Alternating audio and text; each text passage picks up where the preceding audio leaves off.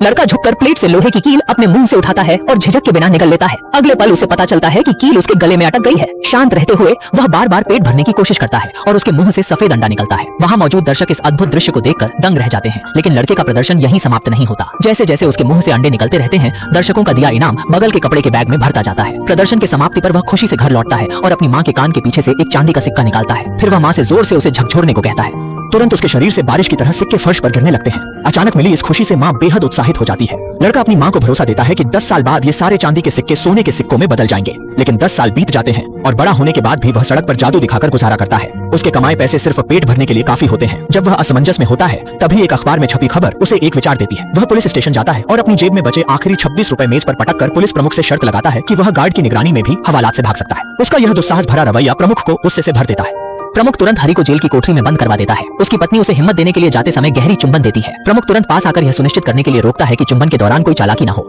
वह हरि को मुंह खोलने का आदेश देता है और जब यह पक्का हो जाता है कि हरि के मुंह में कुछ भी नहीं है, तो वह संतुष्ट होकर वहां से चला जाता है। इसके बाद हरि का कर्तव्य शुरू होता है। उसकी गले की मांसपेशियां बार बार सिकुड़ती हैं और उसकी पत्नी द्वारा दी गई चाबी धीरे धीरे उसके मुंह से अंदर चली जाती है।